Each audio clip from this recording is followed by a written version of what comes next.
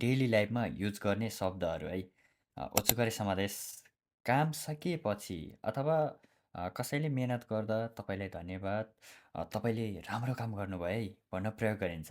यो अफिसमा धेरै प्रयोग हुन्छ है। अनि तपाईँले काम सकिसकेपछि चाहिँ घर फर्कँदाखेरि चाहिँ ओछुकरे समादेश त, ओछुकरे समादेश भनेर भन्नुहुन्छ है त।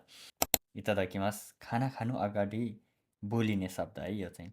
म खान्छु है, हाम्रो नेपालमा नि खाना खानु अगाडि ल सुरु गर्छ है, खान्छु है भन्ने एउटा चलन छ नि हो, जापानमा पनि यस्तै चलन छ। इतदकिमास भनेर भन्नुहुन्छ है।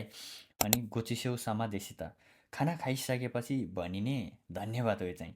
हाम्रो नेपालमा पनि धन्यवाद, आज तपाईँले मिठो खुवाउनुभयो।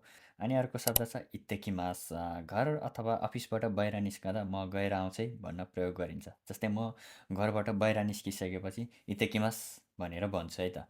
अनि अर्को छ तदाइमा, बाहिरबाट घर फर्कँदा म आएँ भन्न प्रयोग हुन्छ। जस्तै म रुम आइसकेपछि रुममा बस्ने मान्छेलाई तदाइमा भनेर भन्छु है त। मलाई विश्वास छ तपाईँहरूले मलाई धेरै माया गरिदिनु भएको छ र मेरो भिडियोहरूलाई लाइक अनि त्यसपछि सेयर अनि फलो पनि गरेर जोडिनुहुन्छ भन्ने त मलाई एकदमै विश्वास छ। थ्याङ्क यू सो मच सबैजनालाई।